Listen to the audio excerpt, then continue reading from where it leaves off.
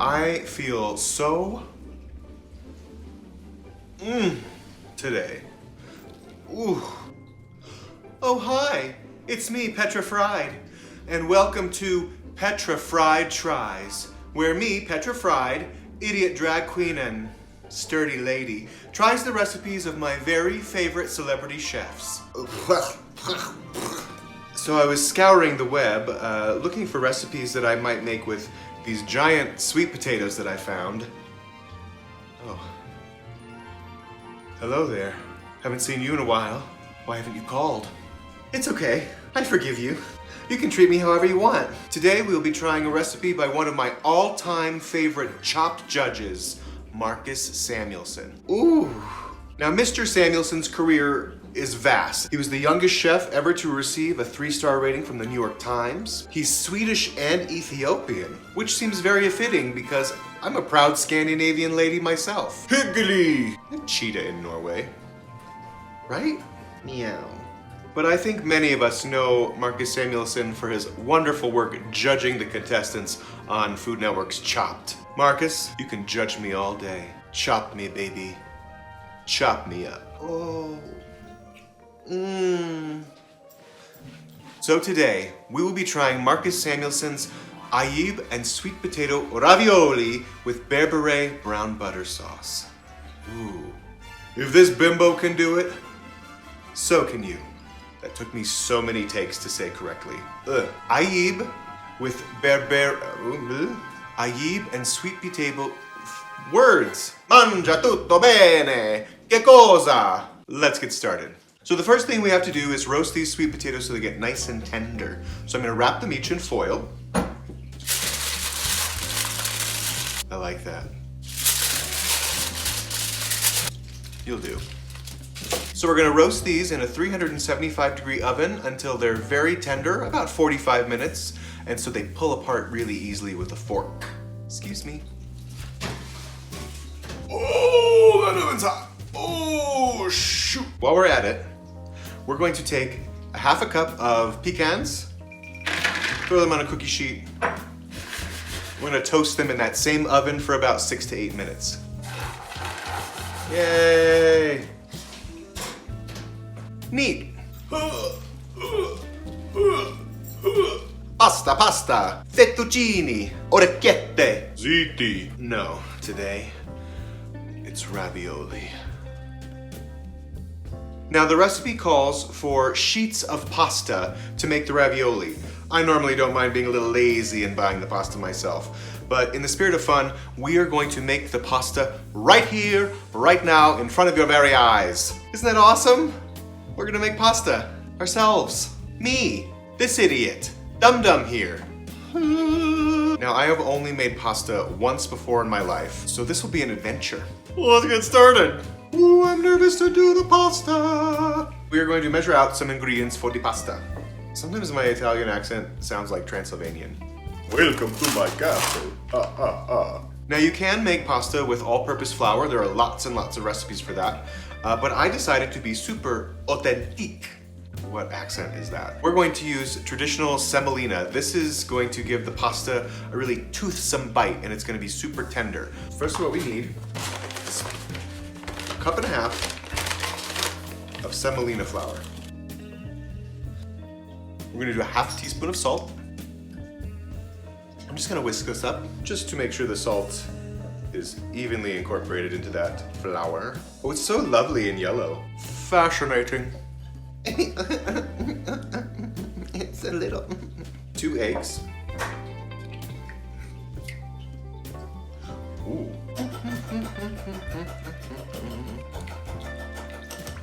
Pecans are ready. Pecan, pecan, pecan, pecan. Let's let these cool. I have a clean work surface here, so I'm just gonna dump the flour right onto the board, and I'm gonna make a little well in it. So go ahead and pour that egg right into that little well. But wait, there's more! We are also going to add 2 tablespoons of extra virgin olive oil and 2 tablespoons of water. Oh gosh, she gonna blow. Ah, Vesuvius. And then I'm gonna start sort of whisking it to incorporate those wet into the flour. Oh dear. Oh shit. Couldn't have gone worse. It's okay. It's all just gonna get mixed in together anyway. The lesson here is make sure that well is big enough for your wet ingredients. Wait. All is well here in Fried Kitchen. Crisis averted. The Italians out there are screaming at the screen.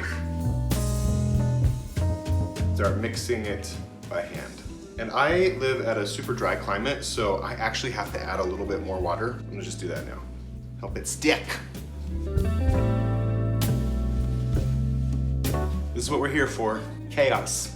The idea is when this sort of clumps together, we're gonna start kneading it for about 10 minutes. Whee!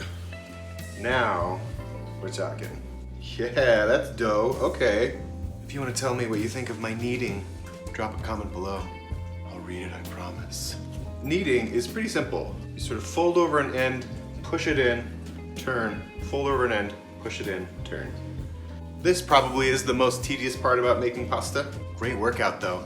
I love my strong shoulders.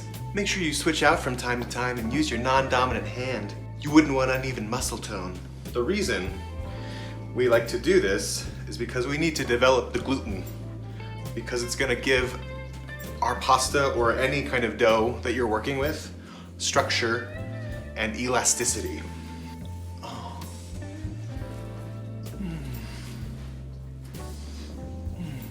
It's only been 7 minutes. I gotta do this 3 more minutes? Jesus. I might as well be doing planks. Marcus, are you proud of me? I'm making my own pasta. This is about the size of one of my breasts. 10 minutes. We're gonna wrap this up in plastic and set it aside for 20 minutes. It's gonna help it relax so it'll roll out nice and easily. That's all right, my baby. You go to sleep. Now, while our pasta dough rests, I'm gonna just do a little bit of prep work for some of our future step ingredients. 1 tablespoon of lemon zest. Mary, I'm hungry. Pack it in there. Into a bowl. And then you need a 1/4 cup, roughly, of chives and mint. I'm Brittany, bitch.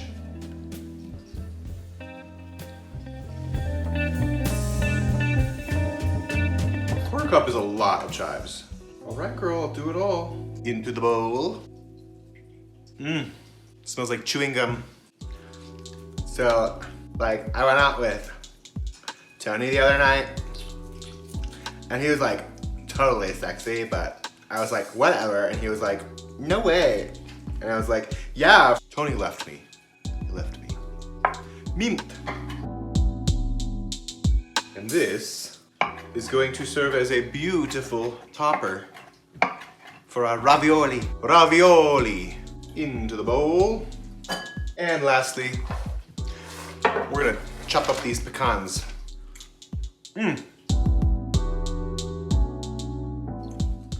Gorgeous. Mix this up. That is a beautiful flavor profile. Good. Let's set that aside. Isn't this body sick? I need a snack. Yum.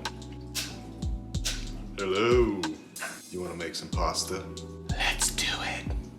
Our pasta has been resting for about 20 minutes, which means it's relaxed enough so that we can go on to the next step and roll this baby out. First things first.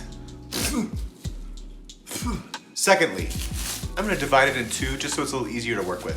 Where's my bench scraper? Just set this piece aside. I'm gonna dust my board with a little bit of the semolina flour, just so my pasta doesn't stick. And a little just the tip for you. Just the tip. Try dusting your rolling pin too. So I'm gonna roll this out just a little bit, just so it's thin enough so I can pass it through my pasta machine here. This is an Imperia made in Italy, Torino. Authentique. Very luckily, this machine is gonna do so much of the work for us. I'm gonna take this pasta, take it right over to my press, just feed it through on the thickest setting. Girl, you can do it. You can do it. Didn't work out very well at all. Luckily, the machine can help us. You do want to make sure it gets in sort of evenly. And it helps to keep pulling it through as you're rolling. Yikes. There we go. Now we're getting there. I'm going to change the setting to one lower now. One thinner. We're going to lengthen this bitch. Yes, okay. Pasta feels so nice. We're doing it! We're making pasta! Wow! One setting lower, and repeat. One more time there. Make it thinner. I'm gonna do this one more time on one lower setting. And this is typically the last stop. Look at that! Look at that sheet of pasta. Now you see how the ends are kind of tapered like this? I don't necessarily love that, but there's a really cool trick that we're gonna do to sort of save ourselves from that. And make it one nice square piece, or as best we can so we don't waste any pasta. I'm gonna fold it over. And you know what we're gonna do? We're gonna put it through again. The Italians are screaming at me. You know what? Don't judge me. I'm a proud Scandinavian lady, and this is how I make my pasta.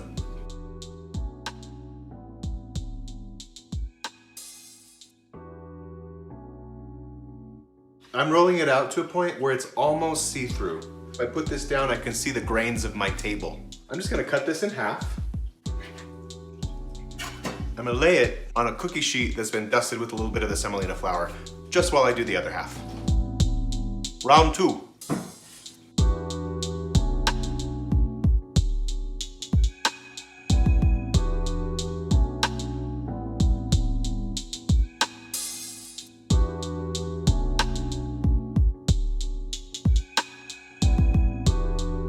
Let's set this aside while we prepare the filling. Harji. And we are back. This recipe is for Ayib and sweet potato. Ayib is an Ethiopian cheese. Now the recipe says that you can use ricotta if you don't have Ayib. However, being a purist, pure for men, not a sponsor, I decided that we should use homemade Ayib. Yay! And I have a treat for you. I'd like to introduce you to my new assistant, Rad Tad, who just the other night made us some very delicious homemade Ethiopian Ayib. Take it away, Tad.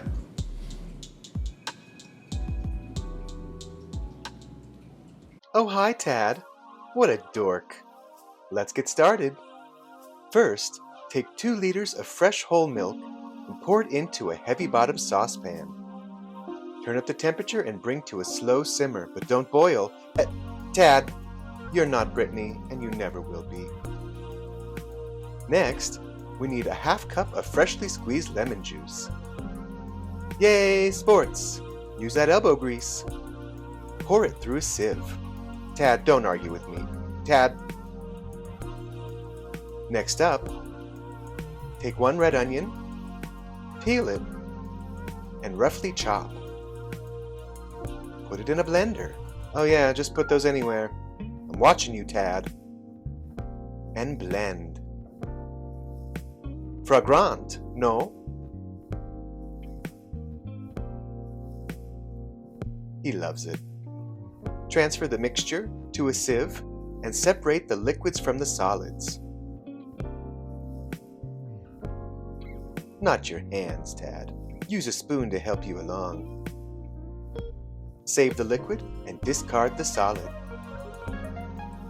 Keep stirring that milk to make sure it doesn't boil. Is it ready yet, Tad? No? Be patient. Are we there yet? Yay! We did it! 185 degrees. Next, slowly pour in the lemon juice. You'll notice that almost immediately curds begin to form. Isn't it amazing?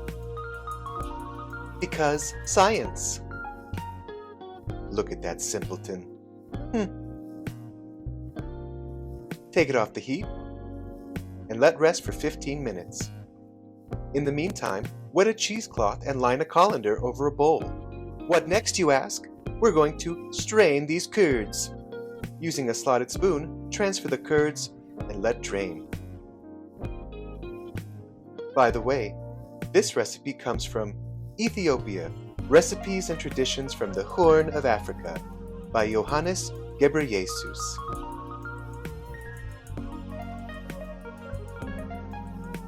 Tad got lazy and just strained it in the sink. That's okay.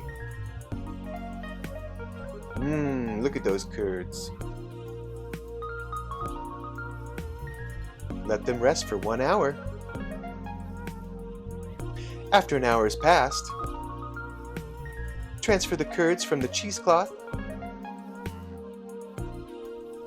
to your container. And last but not least, don't forget to pour over that onion liquid. And put a lid on it. Good job, Tad. I'm so proud of you. Now get out of here. Wow, thanks, Tad. That was rad. Okay, let's make a filling. I have about 1.25 pounds of sweet potato here. I only need 1 pound or so. So what I'm gonna do is cut it open. Ooh, look at that color. And scoop its guts right into this bowl. Ow! Hot. Full disclosure, recipe said 375 for 45 minutes. Actually took about 1 hour and 20, 1 hour and 25 minutes at that temperature before these were in a state for me to be able to sort of shred them out like this. So pay attention, watch your oven, and maybe start these a little earlier. When it's all over, I'll miss you. I'll miss you so much. I'll tell the kids you died in a car accident. No! God! We're gonna mash this up. I'm going to use about 1/2 cup of this homemade Ayib. Okay, maybe a little more. Maybe just a little bit more. Maybe just a little bit more. Maybe just a little bit more. Lovely. 1 egg yolk. Mix that up. 1 tablespoon of cornmeal. Give it some structure. Salt and freshly cracked pepper to taste.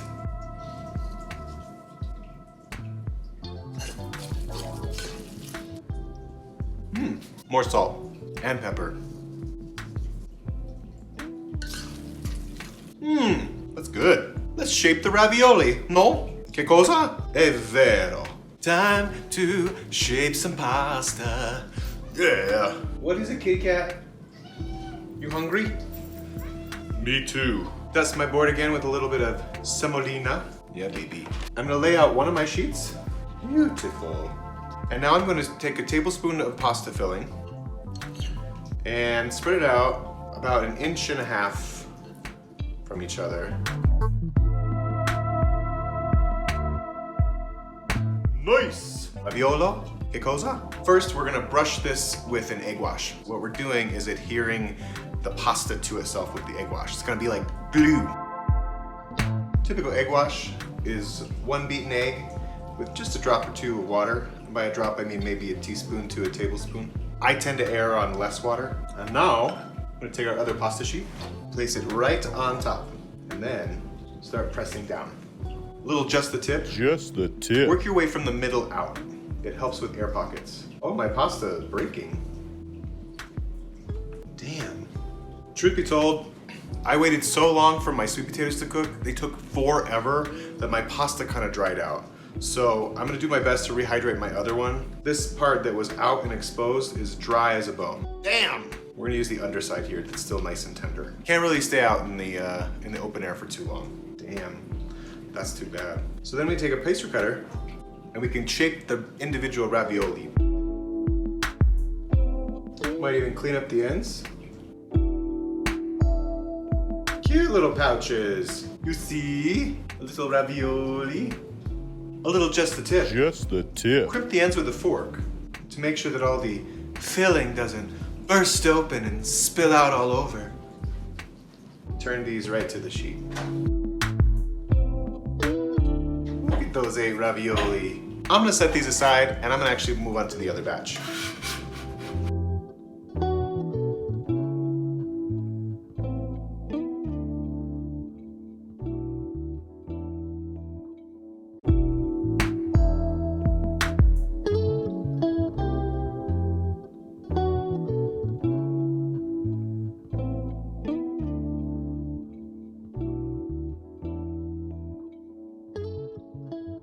we go. A tray full of ravioli. Wow. Don't they look cute?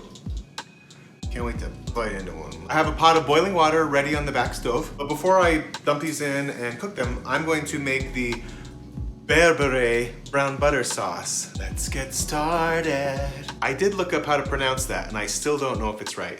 Berbere is an Ethiopian mixture of spices, and it includes paprika, salt, cayenne, fenugreek, which has like a lovely kind of maple-y flavor to it, coriander, cumin, black pepper, cardamom, cinnamon, cloves, ginger, and turmeric. When I tell you that this smells heavenly, ugh, Madonna. We're gonna brown some butter and then add this to it. Okay, I have a pot heating here, and I'm gonna add half stick of butter. I'm doing a little bit more because that's who I am. Oh no, till then, guess that's part of it. I'm just gonna get this nice and nutty. Go, go, go, come on, nutty. Don't burn the herb. Brown butter. I decided to wear brown hair today. Coincidence? No. Finally getting some little bits of brown. That is the milk solids in the butter are actually browning. Just the tip. Just the tip. Do this gently over medium heat, or you may totally burn the butter. We want brown, not burnt. Well, I want brown. You do what you want. None of my business. All right, that is brown enough. I'm gonna take it off the heat. I'm gonna add 2 teaspoons of berbere. Oh my God. Holy shit. I wish I could adequately describe to you how beautiful and fragrant this sauce smells. We're gonna cook our ravioli. Just go right in. If I can get them off this thing. And these are gonna be in here 2 to 3 minutes once they start floating to the top. All right. Amazing. It's been going for about 2.5 minutes. All of my ravioli are at the top now. Next, we're gonna use a slotted spoon and put them right into that butter sauce. You know what? Before I do that, in they go. Oh, nobody burst. Lightly toss ravioli in Berbere Brown Butter. Ooh, I almost forgot. We're gonna squeeze some lemon juice over the top. Marcus says a tablespoon. Ooh, that's a juicy lemon. Yeah, baby. Oh, what a beautiful color. It smells so good. Do you see? Let's plate this dish. Ta-da! Let's do this now, because I'm f***ing hungry. It smells so good. Ooh. I must have some of this butter sauce. We top it with that lovely mixture of pecans, mint, and chive, and lemon zest. Are you ready? Let's try. Ooh. Ghosts! Oh my God. The berbere is really spicy. There's definitely cayenne in there, but the sweet potato and the Ayib cheese inside makes it really balanced. Ooh, this would be delicious with maybe some yogurt on top, creme fraiche. I will say, for all the trouble that the pasta gave me today, it is very tender and very delicious. Y'all, I was so hungry. Ooh, I really just got some of the mint too. It's such a great balance for that spicy berbere sauce. My final thoughts on the recipe. If you don't like spice, I would avoid too much of the berbere. I like heat, so it's just fine for me. Also, I had so many problems with this recipe today, not necessarily because of what was on the page, but for some reason my oven wasn't working or something, and my sweet potatoes took twice as long to make. Midway through filming, while doing the pasta, my storage ran out on my phone, and I had to like reset storage, blah, blah, blah, who cares? But the final result is a really delicious dinner, and I'm really glad I persevered. Persevere! Marcus, I'll persevere for you. You have been chopped! Petra Fried, you're not chopped.